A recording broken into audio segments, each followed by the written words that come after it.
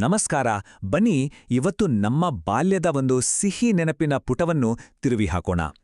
ನಾವೆಲ್ಲ ಚಿಕ್ಕವರಿದ್ದಾಗ ಹಾಡಿ ಕುಣಿದು ಖುಷಿಪಟ್ಟ ಕರಡಿ ಬೆಟ್ಟಕ್ಕೆ ಹೋಯ್ತು ಅನ್ನೋ ಪದ್ಯದ ಬಗ್ಗೆ ಸ್ವಲ್ಪ ಮಾತಾಡೋಣ. ಇದೊಂದು ಬರೀ ಪದ್ಯನಾ ಅಥವಾ ಇದರ ಹಿಂದೆ ಏನಾದ್ರೂ ಕಥೆ ಇದೆಯಾ? ಬನ್ನಿ ಅದರ ಪಯಣವನ್ನು ಒಟ್ಟಿಗೆ ನೋಡೋಣ. ಈ ಚಿತ್ರ ನೋಡಿದ್ರೆ ಸಾಕು, ನಮ್ಮ ಬಾಲ್ಯದ ದಿನಗಳು ಕಣ್ಮುಂದೆ ಬರುತ್ತೆ ಅಲ್ವಾ?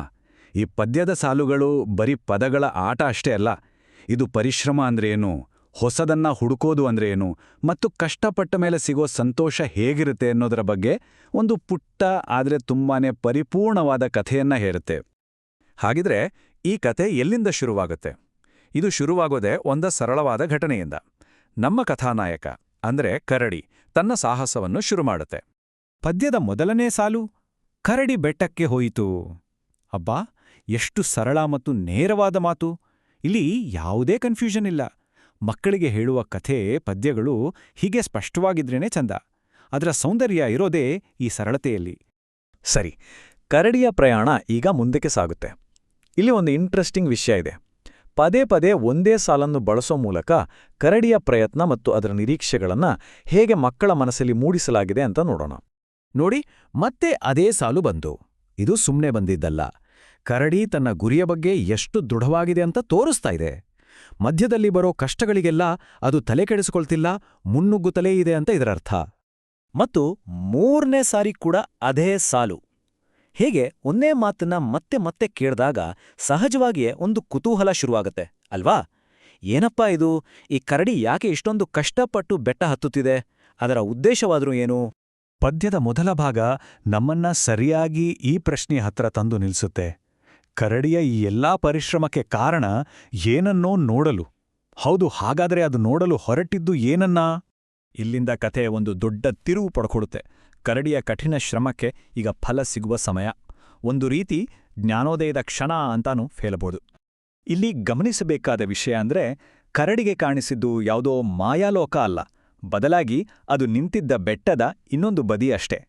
ನೋಡೋಕೆ ತುಂಬಾನೇ ಸಿಂಪಲ್ ಅನ್ಸಿದ್ರೂ ಇದರಲ್ಲಿ ಒಂದು ಆಳವಾದ ಅರ್ಥ ಇದೆ. ಕೆಲವೊಮ್ಮೆ ನಾವು ಹುಡುಕೋ ಉತ್ತರಗಳು ನಮ್ಮ ಸುತ್ತಮುತ್ತಲೇ ಇರ್ತವೆ. ನಾವು ನೋಡೋ ದೃಷ್ಟಿಯನ್ನಷ್ಟೇ ಬದಲಾಯಿಸಬೇಕು. ಪ್ರತಿಯೊಂದು ಪ್ರಯಾಣಕ್ಕೂ ಒಂದು ಅಂತ್ಯ ಇದ್ದೇ ಇರತ್ತೆ. ಈ ಕರಡಿಯ ಪಯಣದ ಅಂತ್ಯದಲ್ಲಿ ಸಿಕ್ಕಿದ್ದು ತೃಪ್ತಿ ಮತ್ತು ಸಂತೋಷ. ಅಷ್ಟೆಲ್ಲ ಕಷ್ಟಪಟ್ಟಿದ್ದಕ್ಕೆ ಈಗ ಸಿಹಿಯಾದ ಪ್ರತಿಫಲ ಸಿಗೋ ಸಮಯ ಬಂದಿದೆ. ಆ ಸಂತೋಷದ ಅಂತ್ಯ ಹೇಗಿತ್ತು ನೋಡಿ. ಪದ್ಯದ ಪ್ರಕಾರ ಕರಡಿ ಮೊದಲು ಕೆಲಸ ತಂದಿತ್ತು, ಅಂದರೆ ಒಂದು ಜೇನುಗೂಡನ್ನು ತಂದಿತು. ಆಮೇಲೆ ಜೇನು ಕುಡಿತು. ಅಷ್ಟೇ ಅಲ್ಲ, ಮರಿಗಳಿಗೆ ತಿನ್ನಿಸಿ ಕೊನೆಗೆ ತಾನು ತಿಂದು ತೇಗಿತು. ಈ 4 ಸಾಲುಗಳಲ್ಲಿ ಕಷ್ಟ, ಅದಕ್ಕೆ ಸಿಕ್ಕ ಫಲ ಮತ್ತು ಆ ಫಲವನ್ನ ಹಂಚಿ ತಿನ್ನುವ ಸುಂದರವಾದ ಕುಟುಂಬದ ಚಿತ್ರಣ ಸಿಗುತ್ತೆ. ಇಲ್ಲಿ ಕರಡಿಮರಿಗಳನ್ನು ನೋಡಿದಾಗ ಇನ್ನೊಂದು ವಿಷಯ ಸ್ಪಷ್ಟವಾಗುತ್ತೆ.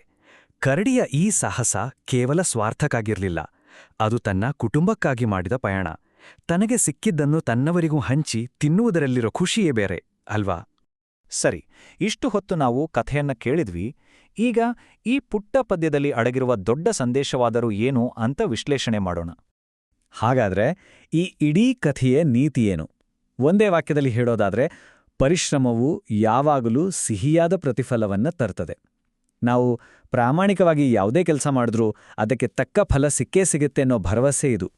ಈ ಪದ್ಯ ಇವತ್ತಿಗೂ ನಮಗೆಲ್ಲ ಯಾಕಿಷ್ಟು ಇಷ್ಟ ಆಗುತ್ತೆ ಗೊತ್ತಾ? ಯಾಕಂದ್ರೆ ಇದರಲ್ಲಿ ಪರಿಶ್ರಮದ ಬೆಲೆ ಇದೆ, ಹೊಸದನ್ನ ಕಂಡ್ಕೊಳ್ಳೋದ್ರಲ್ಲಿರೋ ಖುಷಿ ಇದೆ, ಕುಟುಂಬದ ಮಹತ್ವ ಇದೆ ಮತ್ತು ಮುಖ್ಯವಾಗಿ ಸಣ್ಣ ಸಣ್ಣ ವಿಷಯಗಳಲ್ಲೂ ದೊಡ್ಡ ಸಂತೋಷವನ್ನ ಕಾಣುವ ತೃಪ್ತಿ ಇದೆ.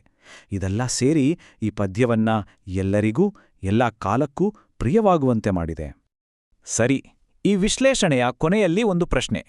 ಈ ಕರಡಿಯ ಹಾಗೆ ನಮ್ಮ ಜೀವನದಲ್ಲಿ ನಾವು ಕೈಗೊಂಡಿರೋ ಯಾವ ಸಣ್ಣ ಸಣ್ಣ ಪ್ರಯಾಣಗಳು ನಮಗೆ ಮರೆಯಲಾಗದಂತಹ ಸಿಹಿ ಫಲಗಳನ್ನು ಕೊಟ್ಟಿವೆ? ಒಂದು ಕ್ಷಣ ಯೋಚನೆ ಮಾಡೋಣ. ಈ ಸುಂದರ ನೆನಪಿನ ಜೊತೆಗೆ ಮುಂದಿನ ವಿಶ್ಲೇಷಣೆಯಲ್ಲಿ ಮತ್ತೆ ಸಿಗೋಣ. ನಮಸ್ಕಾರ.